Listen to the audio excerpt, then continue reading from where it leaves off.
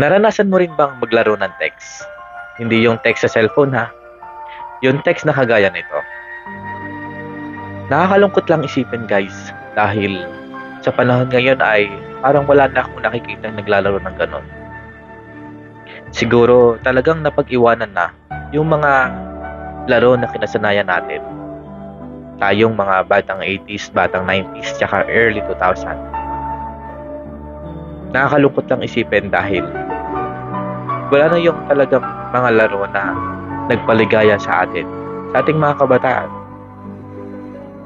Ibang-iba na kasi talaga ngayon ang panahon. Naalala niyo pa ba guys, na yung text na yan ang kinaiinisan natin ng ating mga magulang sa atin. Kasi halos ayaw natin bitawan. Sinasabihan pa nga tayo ng ating mga magulang na isaing na lang kaya natin yan kasi ayaw niyong bitawan. Diba? Tapos bigla natin itatago yun. Nakakatawa lang isipin dahil ang dami-daming text nating naiipon dati. Minsan nga, naibebenta pa natin yon. At naalala niyo pa ba guys kung paano kayo magbilang nung text? Bukod sa pagbibilang 1, 2, 3, 4 hanggang sa and so on.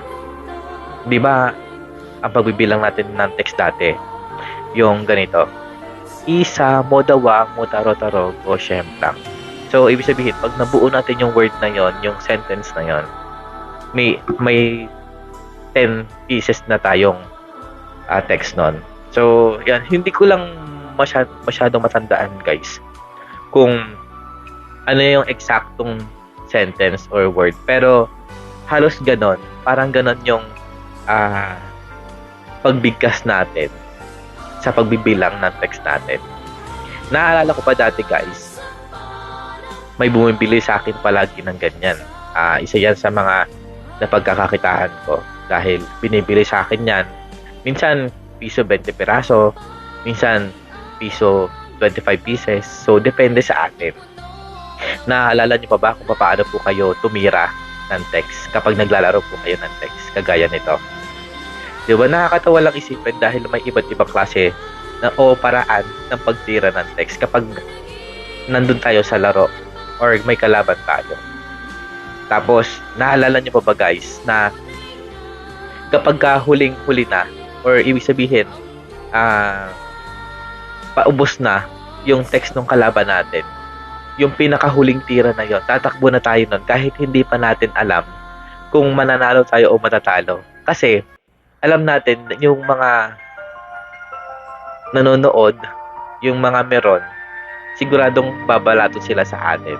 Tayo naman, tatakbo na tayo sa ating mga bahay para hindi natin mabigyan yung iba na gusto mong balato lang.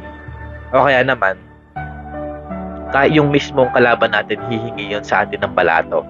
So, ang mangyayari niyan, yung huling pusta niya na ganyan kakapal na lang siguro, ibabalato na lang natin sa kanya.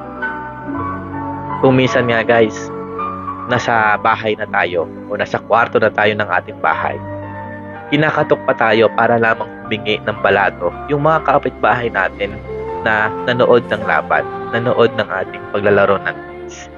Na ang saya-saya lamang isipin na napagdaanan natin yung ganong bagay. Isa sa mga bagay na nagpaligaya sa mga kabataan noong panahong 90s. Di ba? Ang sarap lamang isipin. Kayo guys, ano po ang kwentong text po ninyo?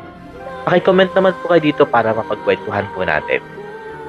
Kung nagustuhan po ninyo ang ganitong topic, paki-follow, like and share naman po ng aming video para nang sa ganun po ay lagi kayong updated sa aming ipinopost ng mga bagong video. At maraming salamat po guys sa inyong patuloy na pagsubaybay.